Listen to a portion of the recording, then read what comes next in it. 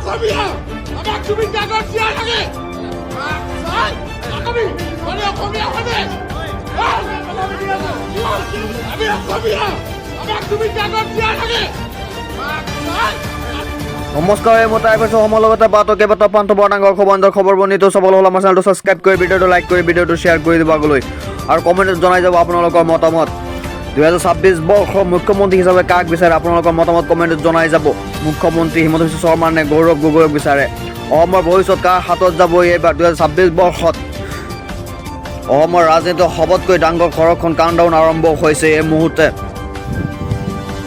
কাৰ দখললৈ যাব অসমৰ 3 কোটি জনতাৰ শাসন বাঘ জৰী? হিমন্ত বিশ্ব শৰ্মা নে গৌৰৱ গগৈ হ'ব পৰৱৰ্তী মুখ্যমন্ত্ৰী? আপোনালোকৰ মতামত কমেণ্টত জনাই যাব। নিৰ্বাচনী ভোট গণনালৈ মাজত মাত্ৰ কেইটামান মুহূৰ্ত বাকী। ৰাইজৰ জিলাই জিলাই সমষ্টি আৰক্ষী প্ৰশাসনৰ হিমন্ত বিশ্ব শৰ্মাৰ হাতত পুনৰ অৰ্পণ কৰিব নেকি অসমৰ ভৱিষ্যত? অসমৰ ৰাজনীতিৰ সবতকৈ ডাঙৰ খৰখন কাউণ্টডাউন আৰম্ভ হৈছে এই মুহূৰ্তে। কাৰ দখললৈ যাব অসমৰ 3 কোটি জনতাৰ শাসনৰ বাঘৰাজী?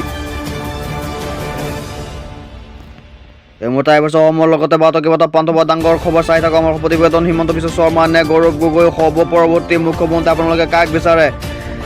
নিৰ্বাচনী ভোট গণনালৈ মাজত মাত্ৰ কেইটামান মুহূৰ্ত বাকী।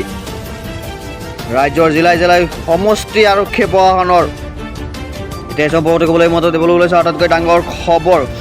জুবিন হত্যাৰ মূল অভিযুক্ত হিচাপে সিদ্ধাৰ্থ শৰ্মাক আদালতে জামিন নাকচ কৰিছে। এই মুহূৰ্তে দিবলৈ ওলাইছে আটাইতকৈ ডাঙৰ খবৰ। সিদ্ধাৰ্থ জামিন নাপালে জেলতেই মৰিব লাগিব সিদ্ধাৰ্থ শৰ্মাৰ। জুবিন হত্যাৰ গোচৰ অন্যতম মূল অভিযুক্ত হ'ল সিদ্ধাৰ্থ শৰ্মা। ইতিমধ্যে আদালতে নাকচ কৰিছিল চেম কানুৰ জামিন।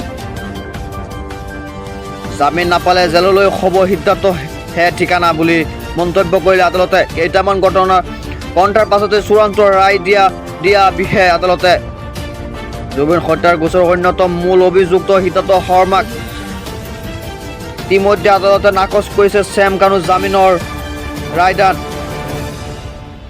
আদালতত আজি মেনেজাৰ সিদ্ধাৰ্থৰ জামিনৰ চূড়ান্ত ৰায়। জামিন নাপালে জেলতেই শেষ হ'ব লাগিব সিদ্ধাৰ্থ শৰ্মাৰ। কেইটামান ঘণ্টাৰ পাছতে চূড়ান্ত ৰায় দিব বিশেষ আদালতে। জুবিন হত্যাৰ গোচৰৰ অন্যতম মূল অভিযুক্ত সিদ্ধাৰ্থ শৰ্মাই ইতিমধ্যে আদালতে নাকচ কৰিছে চেম কানুৰ জামিন। তাৰপিছতো সিদ্ধাৰ্থ মিত্ৰতাটো হ'বই। যেতিয়াকৈ মিত্ৰতাত হ'ব অলপ কেতিয়াবা বিপদ আহিলে ভালে কথা। অলপ মছলা থাকিব লাগে। নিৰ্বাচনৰ ফলাফলৰ পূৰ্বে অখিল গগৈয়ে কি দাবী কৰিলে চাই থাকক আমাৰ সম্পূৰ্ণ প্ৰতিবেদন। নিৰ্বাচনৰ ফলাফলৰ পূৰ্বে অখিল গগৈয়ে দাবী এক্সিট পোলে কি কৈছে বাদ দিয়ক। এনেধৰণৰ মন্তব্য কৰিলে অখিল গগৈয়ে। এইবাৰ পৰৱৰ্তী পৰিৱৰ্তন বিচাৰিছে অসমৰ ৰাইজে। পৰিৱৰ্তনৰ বাবে বিজেপিৰ বিৰুদ্ধে ভোটদান কৰিছে অসমৰ ৰাইজে। 4 মেৰ 1 বজাত বিৰোধী চৰকাৰ গঠন কৰাটো নিশ্চিত হ'ব। এবাৰ মানুহে ভোট দিছে চেঞ্জৰ কাৰণে, পৰিৱৰ্তনৰ কাৰণে। এবাৰ মানুহে ভোট দিছে পৰিৱৰ্তনৰ কাৰণে। আপোনালোকে চাব মানুহৰ মেইন টিউন, মানুহৰ মেইন টিউনটো এবাৰ বেচিকেলি চেঞ্জৰ কাৰণে, পৰিৱৰ্তনৰ কাৰণে। আৰু উজনি অসমত মই আছিলোঁ বেচিকেলি এবাৰ।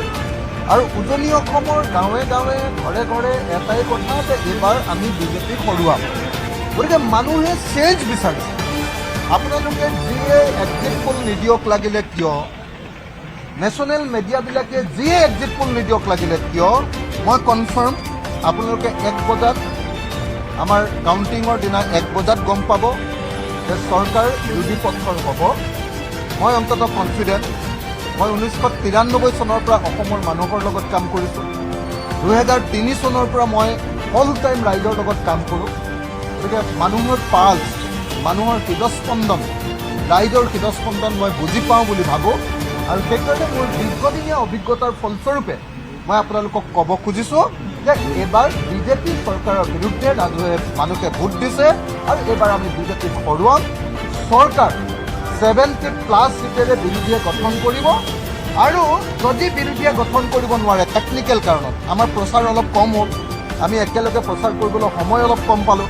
তাৰ কাৰণে যদি টেকনিকেল কাৰণত ডাইৰেক্টলি 70+ নাপাওঁ, তেতিয়াহ'লেও একদম চৰকাৰ গঠনৰ একদম হেৰিয়াত থাকিব, আপোনাৰ এই যুঁজখনত থাকিব যে সমান সমান প্ৰায় সমান সমান চিটত থাকিব আৰু তাৰ পাছত বিজেপিয়ে আমাৰ মানুহ কিনিবৰ কাৰণে চেষ্টা কৰিব। এইটোৱে হ'ব আপোনালোকে চাব 26ৰ ইলেকশ্যনৰ মূল থিম আপোনালোকে চাই থাকিব, বেলেগ কথা চব কৈ থাকিবলগীয়া।